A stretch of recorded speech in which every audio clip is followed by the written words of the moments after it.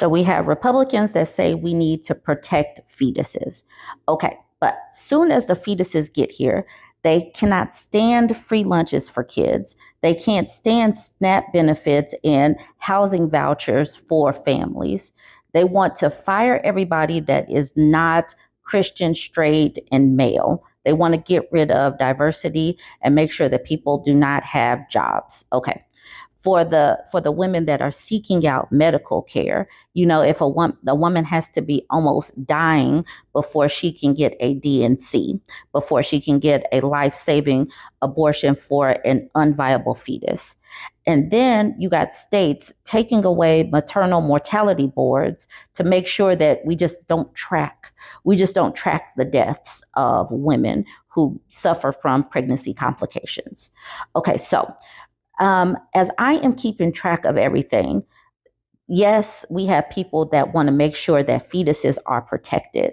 But what happens to the children that are here? We're not protecting them in schools. We have all these mass pew pews. We have people, there's like 122 pew pews per 100 citizens in this country, I believe. So we have Republicans that want to get rid of things that save the environment, that will help keep the land healthy enough to grow crops and provide food. There's literally nothing about the Republican Party that I can see that promotes bringing people to live here, like have babies. Only thing that I see is that they want to protect fetuses. But soon as a person passes through the birth canal and is on the other side, they're like, all right, kiddo, you're on your own.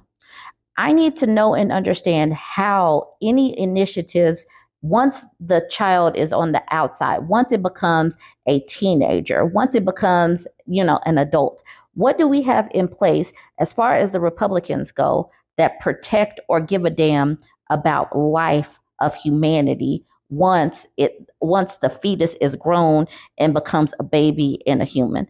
Please let me know anything that you can think of where these people actually talk about the living conditions and the environment that we are raising our children in. Think of anything that they have ever proposed that shows that they actually give a damn about humans once they are not a fetus.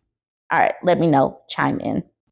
Yesterday, when I started seeing the breaking news about the Trump administration freezing federal aid, the sense of impending doom just hit me. And people really don't know and understand how hard this administration is going to hit many people. They're turning off money. They're stopping work projects. They're stopping projects that benefit the climate and the population as far as cleaning up pollution. They're laying people off. I have no idea how this is going to help the economy and lower the prices and get inflation under control if they are stripping money away from people, stripping funds away from people. I have no idea. This is going to hit people so hard.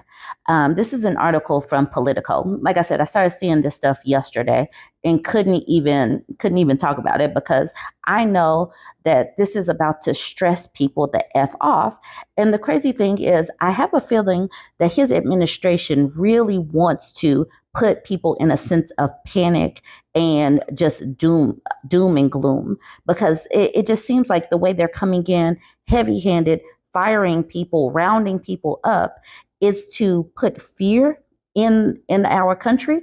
And yeah, but this is what they voted for. Trump administration orders sweeping freeze of federal aid. In a two-page memo, the Office of Management and Budget ordered all federal agencies to temporarily suspend payments. One weekend, the Trump administration is broadening its assault on the functions of government and shifting control of the federal purse strings further away from members of Congress. And I have no idea how that is legal, considering we're supposed to have separation in the government. All right, it says Trump's budget office Monday ordered a total freeze on all federal financial assistance that could be targeted under his previous executive orders, pausing funding for a wide range of priorities, from domestic infrastructure and energy projects to diversity related programs and foreign aid. In a two-page memo obtained by Politico, the Office of Management and Budget announced all federal agencies would be forced to suspend payments, with the exception of Social Security and Medicare. The use of federal resources to advance Marxist equity, transgenderism, and the Green New Deal social engineering policies is a waste of taxpayers' dollars that does not improve the day-to-day lives of those we serve, according to the memo, which 3 people authenticated. The new order could affect billions of dollars in grants to state and local governments while causing disruptions to programs that benefit many households. There was also widespread confusion over how the memo would be implemented and whether it would face legal challenges. I really hope that it faces legal challenges, because how is this legal? While the memo says the funding pause does not include assistance provided directly to individuals, for instance, it does not clarify whether that includes money sent first to states or organizations and then provided to households. The brief memo also does not detail all payments that will be halted. However, it broadly orders federal agencies to temporarily stop sending federal financial assistance that could be affected by Trump's executive actions. That includes the president's orders to freeze all funding from the Democrats' signature climate and spending law, the Inflation Reduction Act, and the bipartisan infrastructure package enacted in 2021. It also imposes a 90-day freeze on foreign aid. Senate Minority Leader Chuck Schumer, in a statement, decried the announcement as an example of more lawlessness and chaos in America, as Donald Trump's administration blatantly disobeys the law by holding up virtually all vital funds that support programs in every community across the country. The New York Democrat urged the administration to lift the freeze. They say this is only temporary, but no one should believe that, he said. Donald Trump must direct his administration to reverse course immediately, and the taxpayers' money should be distributed to the people. Congress approved these investments, and they are not optional, they are the law. Bobby Kogan, who worked at the White House Budget Office during the Biden administration, called the memo a big, broad, illegal order that violates impoundment law, which blocks presidents from unilaterally withholding money without the consent of Congress. This is as bad as we feared it would be, said Kogan, who also served as a Democratic aide to the Senate Budget Committee and is now a director at the left-leaning Center for American Progress. The president of the National Council of Nonprofits, Diane Yentel, said in a statement that the order could decimate thousands of organizations and leave neighbors without the services they need. The funding pause, first reported by journalist Marissa Cabas, is scheduled to start at 5 p.m. Tuesday, a day after the memo was sent to agencies. I know some people who voted for Trump are like, yay, he's getting spending under control. But this is going to hurt everyday households. And people are about to see what exactly we voted for. They have no insight because they're like, yeah, we're sticking it to the libs and stuff. But the libs are the ones that actually care about people's day-to-day lives and feeding children and all of that, feeding the elderly, people who can't go to work. And then on top of that, he's kicking people off their jobs, like what he's doing to the military. Trump signs orders focused on reshaping the U.S. military. Trump has signed several executive orders focused on reshaping the U.S. military. One order signed late on Monday bans diversity, equity, and inclusion initiatives in the military. It will remove the use of race or sex-based preferences in the armed forces, the Defense Department, and the Homeland Security Department. Another reinstates more than 8,000 service members who were discharged for refusing to get the COVID-19 vaccine. The White House added that a third executive order tasked officials with formulating a policy on transgender troops. The action does not immediately ban transgender service members. A fourth order mandates a process to develop an American Iron Dome, similar to the one used by Israel in the Middle East, while the White House says a proclamation has been signed to commemorate the 80th anniversary of the liberation of Auschwitz. The executive orders were signed by Trump on board Air Force One. Removing DEI programs from within the federal government was one of Trump's central campaign promises, and one he has moved swiftly to implement upon taking office last week. DEI programs aim to promote participation in workplaces by people from a range of different backgrounds. I added different, sorry about that. Their backers say they address historical underrepresentation and discrimination against certain groups, including racial minorities, but critics say such programs can themselves be discriminatory. The Trump administration claims that removing these initiatives from the U.S. military will help boost recruitment levels. Defense officials have previously said the military services collectively missed recruitment goals by 41,000 personnel in the 2023 fiscal year. The U.S. Defense Secretary Pete Hegseth has promised to eliminate similar initiatives from the military, telling reporters on Monday that there are more executive orders coming. Removing DEI from the military.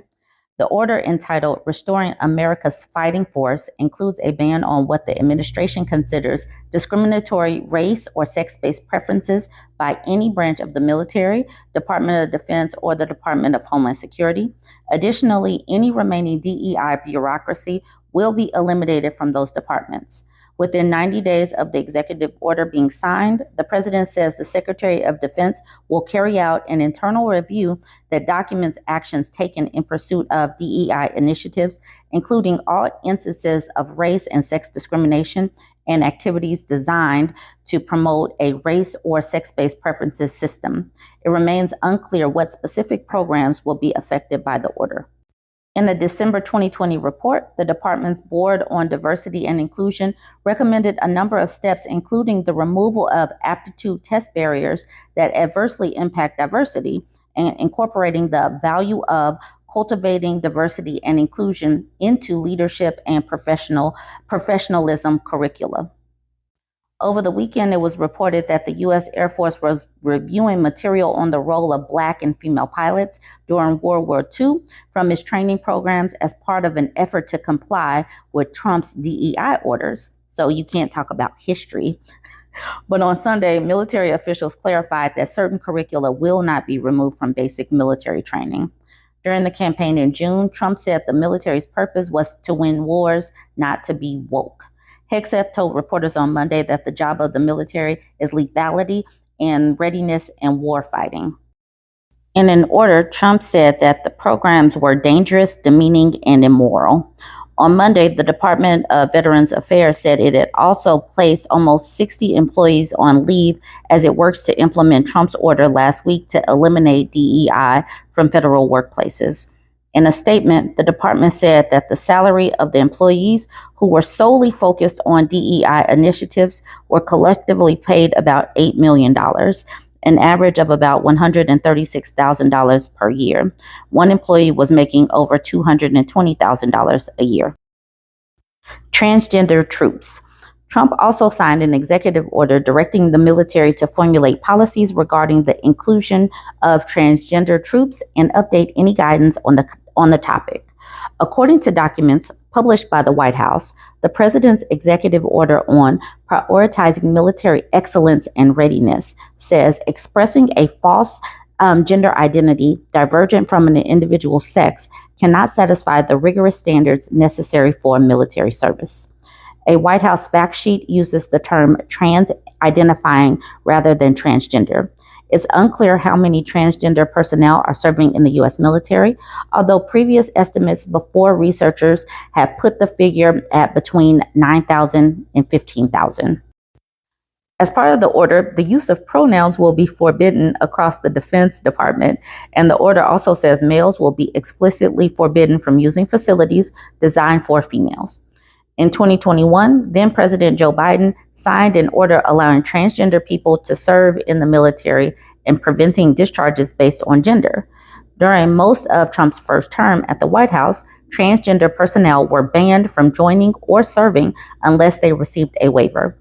The Trump administration has claimed members who undergo transition surgery are often incapable of the physical demands of their jobs, potentially harming military readiness. The White House did not provide evidence of this claim, and the BBC reached out to the Pentagon for comment. Sparta, an organization which advocates on behalf of transgender military personnel, criticized the order, saying that transgender troops have served in combat zones and have demonstrated their ability to operate in military units. While some transgender troops do have surgery, the recovery time and cost is minimal and is scheduled so as to not impact deployments or mission readiness, said Sue Fulton, an Army veteran and senior advisor to Sparta. The readiness and physical capabilities of transgender service members is not different from that of other service members, Fulton added. In 2017, the Palm Center, an independent research organization, estimated that removing about 10,000 transgender troops from the military could cost approximately $960 million. Reinstating troops who refuse vaccines. The third order reinstates U.S. military personnel who were discharged for refusal to accept the COVID-19 vaccinations during the pandemic. Those service members will be reinstated with full back pay and benefits and receive their former rank. In his inauguration speech, Trump said that these service members were unjustly expelled.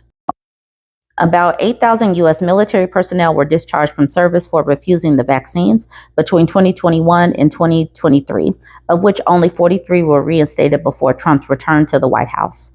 A former high-ranking Pentagon official who spoke on the condition of anonymity told the BBC that their refusal to take the vaccines was tantamount to damaging good order and discipline. The official called the reinstatement of the troops concerning and said he feared it could create a precedent to be able to opt out of other vaccines, such as those given to service members for yellow fever or smallpox. So that is what we're doing right now. We are kicking people out. We are allowing people to come back in that defy orders. We're the whole banning of DEI, and I didn't know until last week that DEI included an A, which is for accessibility. It touches more people than just race and sex. Anyways, this is the latest that's going on. So many executive orders coming out, so many lowlights, and so much going on within this first week and a half of Trump being back. Like I said before, it's like he's trying to instill fear. He wants people out of jobs. He wants people poor, yet he ran on improving the economy and lowering grocery prices and such. Join the conversation. Let me know what you think about all of this. Don't forget to like, comment. So a couple of House bills that we need to keep an eye on. H.R. 722. To implement equal protection under the 14th article of the amendment to the Constitution for the right to life of each born and preborn human person. A preborn human person, I figure, is a fetus, and they're wanting to say that they are equal. They should have equal protection under the 14th article of the amendment of the Constitution. So the 14th Amendment granted citizenship to all persons born or naturalized in the United States, including formerly enslaved people, and provided citizens with equal protection under the law. So with House Resolution 722, it would say the 14th Amendment granted citizenship to all preborn people, and provided all these preborn people with equal protections under the law. So fetuses will now have equal protections under the law. This is literally just introduced, so it's at the very early stages, so we'll have to watch and see where this goes. Now we need to talk about House Resolution 7, recognizing the importance of access to comprehensive, high-quality, life-affirming medical care for women of all ages. Now, it sounds well and good to talk about high-quality, life-affirming medical care for women of all ages, but this is being introduced by Republicans, and these are these pro-life MAGA people. So you know that there's no reproductive care or birth control anywhere in this. I definitely look to see. It says, recognizing the importance of access to comprehensive, high-quality, life-affirming medical care for women of all ages. Here are all the resolutions. We already talked about this one, recognizing the importance of access to comprehensive, high-quality, life-affirming medical care for women of all ages. Whereas women of all ages should have access to comprehensive, convenient, compassionate, life-affirming, high-quality medical services. It's like they repeated that thing. Whereas women should all feel empowered and equipped with the knowledge to listen to their body and advocate for their health. Whereas healthcare for women should emphasize the whole woman including her physical, mental, and spiritual wellness, whereas healthcare for women should also address the needs of men, families, and communities as they relate to women's healthcare. Okay, that's a little puzzling. Women's healthcare should also address the needs of men, families, and communities as they relate to women's healthcare, whereas healthcare centers should include access to social services that empower women to care for their health. Whereas pro-women's healthcare centers is a consortium of centers that serve as an example of the high-quality, comprehensive, life-affirming care that women deserve. Stick a pin in that. We need to talk about what women's pro-women's healthcare centers are. We need to talk about that, so we're going to come back to that. Whereas every pro-women's healthcare center certified clinic has a licensed medical professional that offers comprehensive health services. Listen to this here if you hear anything about birth control. All right, comprehensive health services including well woman exams, sexually transmitted disease testing and treatment, breast exams, pregnancy testing, prenatal and pregnancy care, miscarriage support, fertility awareness instruction, infertility consultation, and on-site or nearby direct referrals for material, emotional, practical, and spiritual resources. Definitely sounds like one of those centers where you go, those crisis centers. Like, are you pregnant? Go here. Don't be in crisis. That's what it sounds like. Whereas pro-women's healthcare centers has certified healthcare centers nationwide that meet its standards for high-quality, life-affirming care, and so continue to do so. Now, therefore, it be. I'm not going to, like, a lot of this seems repetitive, but it just seems like we're trying to be pro-life and we're trying to push it nationwide. So I went and found an article. Republican representative introduced bill targeting women's healthcare. This came out 3 weeks ago. Arizona Representative Andy Biggs introduced a bill on January 3rd in the 119th Congress that's supposed to target healthcare for women. Representative Biggs and Representative Clay Higgins of Louisiana sponsored the bill aimed at providing women with access to healthcare across the nation. All right, so we went through all of the resolutions. I read through all of that. But I wanted to get to this part. The Pro-Women's Healthcare Centers booklet states that these centers are pro-life centers and they are countering the push for abortion. Abortion is not women's healthcare because of the damage it causes to women's physical and emotional health and the destruction of unborn life, many of whom are females. Abortion is usually something women turn to when they feel they do not have another choice. This is a tragedy and the opposite of choice and empowerment. Pro-women's healthcare centers provide the possibility for women to receive the medical and comprehensive care they need in order to feel motherhood or adoption is plausible for them, and no mention of birth control. So we have the push to bring life, but by the same token, we have a president with all of these executive orders that is making sure that people don't have jobs and is not targeting the cost of living, the cost of groceries, or anything like that. So social safety nets are going to be out of the picture, and we're just pushing people to have babies and make sure that women don't have options. That is where we are going with this newest iteration of government. That is where we are. We're pushing towards a theocracy and the Handmaid's Tale, which many of us were sounding the alarm on before all of the votes. Anyways, let me know what you think about all of this. Don't forget to like, comment, and share.